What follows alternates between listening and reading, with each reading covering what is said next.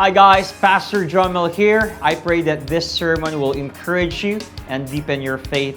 Kung na-bless po kayo sa message na ito, please like and share and tag someone and let's spread the word about the goodness and love of our God. Mabuhay po. But praise be to God. The treatment of Jesus toward this woman is different. Number 3, the treatment. Number 3, the treatment. Number 3, the treatment. Ang sarap po kapag tanggap ka, despite of your past. Tama? Hindi ka i-judge, pero may correction. Magkaiba po kasi yung rebuking at correcting. Ang rebuking po ay, oy, bawal yan, masama yan. Pero ang correcting is this, bro, bawal yan, hindi maganda yan, masama yan, makakasama sa'yo yan. I want to show to you something. Yun ang correcting. Kapag nag-rebuke po tayo, ipakita natin kung saan yung tama. Kung ano yung righteousness. Amen? Now, look at the treatment of Jesus. The treatment of Jesus.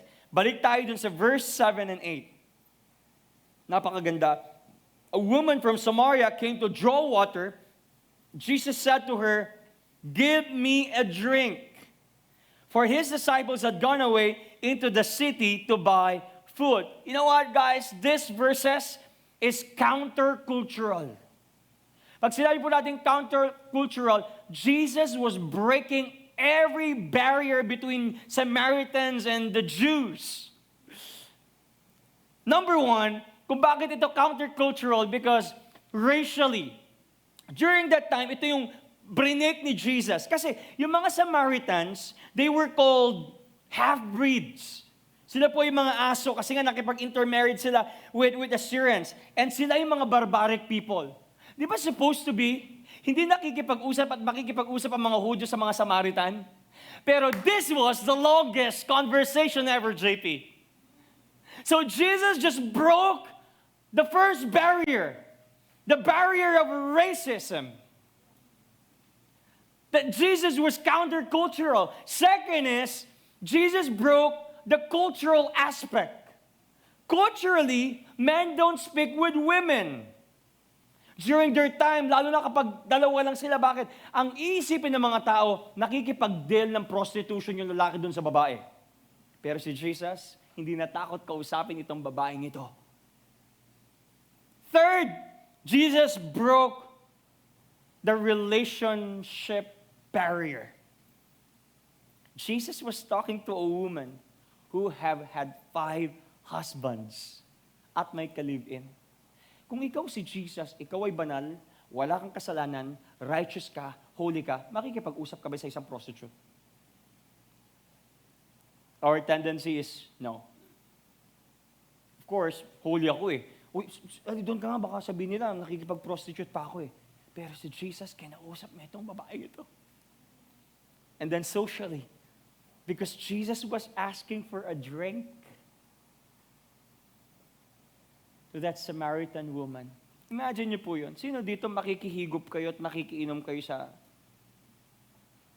alam niyong marumi? For example, bilyonaryo ka, Cindy. Naka Rolls Royce, may-ari ng SM, di ba? Sa iyo lahat yun, marami kang lupain, marami kang bodyguard ba, di ba? Bilyonaryo ka, sister. Tapos may nakilala kang isang guy at sasabihin mo sa kanya, makikinom ka ba doon? Aminin mo, ew. Di ba? But this God named Jesus, He broke that barrier. Socially, He was willing to interact with this woman. Woo! Sarap! And then last one is emotionally. Unti-unting nade-debunk yung judgment at unti-unti siyang nabubuo. Ang sarap. Because I want you to know this, that Jesus accepts you no matter who you are. Hindi namimili ng iinuman si Jesus. Hindi namimili ng mamahalin si Jesus. Hindi namimili ng kakausapin si Jesus. Mayaman ka, matalino ka, may kaya ka, pwede kang kausapin ng Panginoon. At lahat ng klase ng tao ay kailangan ng Panginoon. Because the God who knows our worst is the same God who loves us the most. Sa mundo na puro iwanan, sa mundo na puro rejection and abandonment, remember that God will never leave you nor forsake you. He will never refuse to love you just because you failed. Maybe the world confronts us with laughter, but the Word of God confronts us and comforts us with life. Kung ang mundo ay tinatawanan ka, ang Panginoon ay binubuo ka. In verse 11, the woman said to him, "Sir, you have nothing to draw water with, and the well is deep. Where do you get that living water?" So this woman was taking Jesus' offer literally. Kasi sabi ni Jesus, "Hey, I want to offer you something, a living water, or living water." So yung woman, tinitake niya pong literal yung offer ni Jesus. Jesus, hello, may nawasa ka bang dala dyan? Wala naman eh. Nakakukuha ng tubig. Wala kang ang jar, wala kang ang lubid, wala kang ang palayok para wala kang tabo, tapos wala, ni baso nga, ni hydro flask nga, Jesus, wala ka eh. Tapos bibigyan mo ako ng tubig. Saan mo kukunin yung tubig na? In fact, yung mga well po during that time, sobrang lalim. Approximately 75 feet. Yung mga wells during that time. But in verse 13 and 14, Jesus said to her, "Everyone who drinks of this water will be thirsty again. But whoever drinks of the water that I will give him will never be thirsty again. The water that I will give him will become in him a spring of water welling up to eternal life." Guys, if you're going to read this chapter 4, napaka-broken ng usapan. Nung una, humihingi si Jesus ng tubig sa babae, tama? Tapos biglang nag-o-offer naman na ngayon si Jesus ng tubig dito sa babae. At ngayon, ang humihingi naman na ng water ay yung babae. Napaka-broken! Na parang literal, Jesus, nag-kukuha ng tubig. But at the end of their conversation, ang humihingi na ng tubig ay yung babae. Their conversation was broken. And the treatment, the cure na ino-offer dito ni Jesus is eternal life and the living water. Sabi ni Jesus, if you drink this, you will never be thirsty again. Now, let me deviate a little. Gusto ko kayong tanungin, what are those well na nagbibigay sa iyo ng satisfaction temporarily or ng temporary satisfaction? Sa atin po, tayo dito. Heart to heart. Pag umuupo ako, heart to heart, ibig sabihin nun. So I can compose myself. What are those wells and those temporary waters na feeling mo na nagbibigay at magbibigay sa iyo ng satisfaction? Your possession? Your career? Pansin niyo po ba? Kapag, ako nararamdaman ko rin ito minsan eh. Pag yung career mo, of course, I'm not doing a career. I'm doing a calling from the Lord.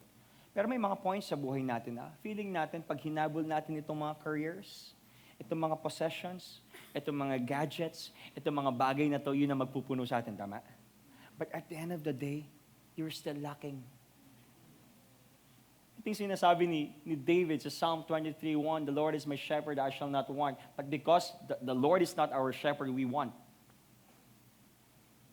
But I want to ask you this question. Ano po yung mga well? Ano po yung mga tubig na feeling natin magsasatisfy ng buhay natin pero at the end of the day, hindi, kulang pa rin tayo? Maybe possessions, maybe your career, maybe car, maybe your education, or maybe your relationship. And speaking of relationship, kasi this one talks about love life. Speaking of relationship, sometimes being rejected can make us give up what we believe in just to feel a little bit of love. Yes or no? Pinagpapalit natin yung principles, pinagpapalit natin yung values, Pinagpapalit natin yung paniniwala natin, yung sinasabi ng Panginoon sa atin, yung natutunan natin sa mga magulang natin, yung narinig natin sa mga pastor natin, doon sa katiting, kapurit na pagmamahal na binibigay ng mundo. I want to experience this konting love lang, and you're willing to exchange your values because of that little love. Kasi ayaw mong ma-reject. Kasi hindi ka in kapag wala kang jowa nung February 14. Kapag wala ka pa rin jowa kasi 18 ka na. Kasi legal, season na ng buhay mo. That we're willing to exchange our values for the sake of that simple touch, for the sake of that simple post. Everybody has their relationship except you. So ikaw, kalimutan na natin sinabi ni Lord, tara na dito, halika na dito. And at the end of the day, you see yourself drowning, you see yourself broken, you see yourself frustrated and, mad dito sa mga tao at sa mundo because you just exchange what you believe. You just exchange what the Bible says. That we exchange our values to have a sense of belongingness and to feel that we are not rejected. Kapag ba walang jowa, rejected na agad. Kapag ba walang love life, rejected na agad. Ate May is a good example. For 47 years, she prayed for someone. Did you feel reject?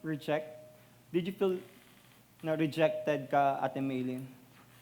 Hindi, nagpatuloy sa Panginoon eh. But don't exchange your values for that tiny love na binibigay ng mundo.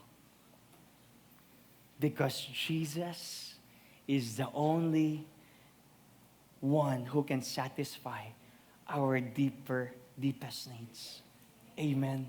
Sabi mo sa katabi mo, please, si Jesus muna.